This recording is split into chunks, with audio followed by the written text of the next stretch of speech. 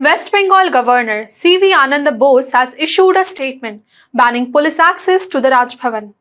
This move comes amidst the allegation of unauthorized and politically motivated investigations during elections. The governor's office calls such action deemed as illegitimate and sham. Seeking legal counsel, the statement revealed that the Attorney General of India has been approached for advice on potential legal step against the minister. The action came following charges that the governor sexually harassed a staff member in Raj Bhavan. The allegation, which was later rejected by Bose, who said that he would not be cowed down by engineered narratives. Hello and welcome. This is Akanksha and you're watching HW News English. Bose also barred the Minister of State, Department of Finance, Chandrima Bhattacharya, from entering the Bhavan's premises, the capital of Kolkata, Darjeeling, Barakpur, reportedly passing defaming and anti-constitutional media statements against him. The order was issued by Raj Bhavan on May 2nd. These claims came to light prior to Prime Minister Narendra Modi's visit, while in Kolkata, Prime Minister Modi is staying in Raj Bhavan for the night. According to reports, the police sources said a woman went up to police post inside governor's house and accused Mr. Bose of molesting her. She claimed to be a temporary employee linked to the Raj Bhavan's peace room. After being brought to the local police station on Hare Street, she filed a complaint alleging that the governor had repeatedly molested her in the pretext for a job. In the complaint lodged at the Hare Street police station, the woman is learned to have referred to two meetings, one on April 24th and another on Thursday. In her police complaint, the woman said she works at Raj Bhavan on contractual basis and stays in the staff quarters. The complaint details incident occurring on April 24th and May 2nd.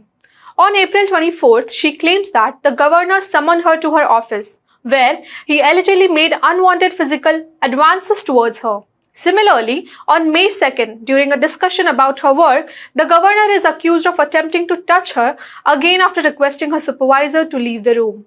Responding to inquiries regarding the governor's immunity under Article 361 of the Constitution, authorities stated that they are obligated to conduct an investigation into the matter.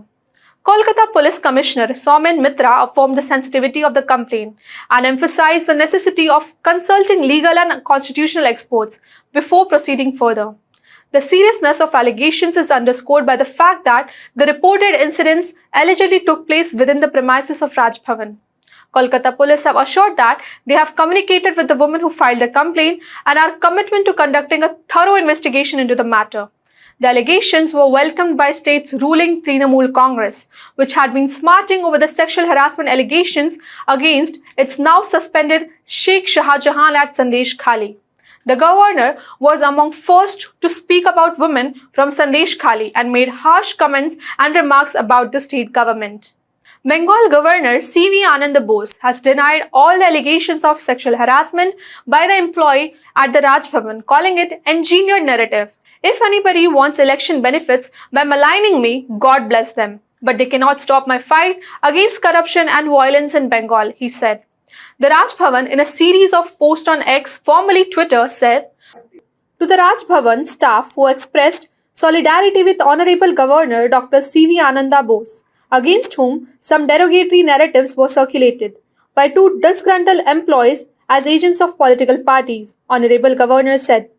Senior Trinamool leader Sashi Panja said, and I quote, "We are utterly shocked. The same governor who reached Sandesh Khali talking about women's rights has now been involved in rather shameful incident.